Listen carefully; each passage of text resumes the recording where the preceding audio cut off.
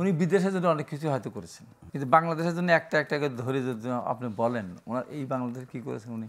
এই যে বৃষ্টি ঘূর্ণিঝড় হয়েছে, জলশ্বাস হয়েছে, করোনা গিয়েছে, বলেন তো ওই ফাউন্ডেশন থেকে বা গ্রামীণ ঈদ থেকে বা গ্রামীণ ব্যাংক থেকে বা কোনো কিছু থেকে এই সমস্ত দৈত্য গোষ্ঠী বা মানে যারা অসহায় তাদের পাশে কোনোদিন দাঁড়িয়েছে আমরা দেখেছি? কোন কোন ব্যাংক মালিকরা তারা ডাইরেক্টর 3-4 জন হয়, টাকা পয়সা আত্মসাৎ করে বিদেশে টাকা পাচার করে, তা কিন্তু তান্তা করে টাকা দেয়।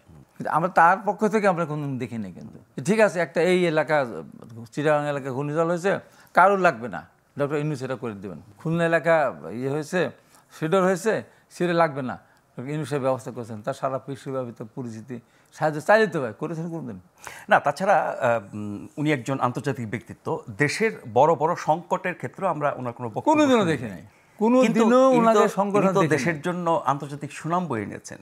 আন্তর্জাতিক সুনাম তো বয়ে নিয়ে এসেছে, কিন্তু কথা হলো আমার দেশে আমার পেটে ভাত নাই, আপনি আমার শার্ট কিনে দিলেন, প্যান্ট কিনে দিলেন, আমার রাত্রেবেলা খাওয়ার ই নাই, আমার ওই প্যান্ট পরে ভালো লাগবে না, ওই শার্টও গায়ে দিয়ে থাকতে পরে থাকতে ভালো লাগবে না।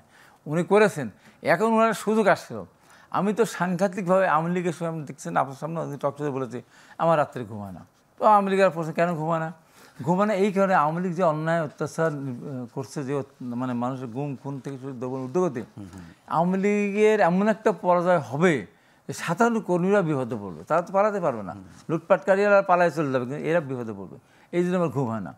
এবং এমনভাবে তারা যাবে, বহুদিন তারা এই দেশে আওয়ামী লীগের নামে রাজনীতি করতে পারবেন। দেখেন অনেকগুলি সত্যি বলেছি, আজকে আমার ভয় হচ্ছে ডক্টর ইউনূস মানে এতটা ভয়ঙ্কর পরিণতি হবে সেটা কি আশঙ্কা?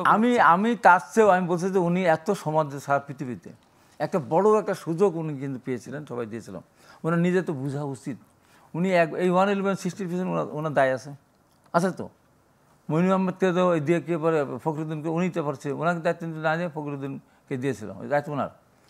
এবং উনি 111 দল করতে গিয়েছিলেন, ফর্ম ছেড়েছিলেন তো, মানুষকে সাড়া দিয়েছে। কেন সাড়া দেয়নি? সাড়া দেয়নি কারণ উনি দেশের জন্য কোনো কিছুই করেন নাই।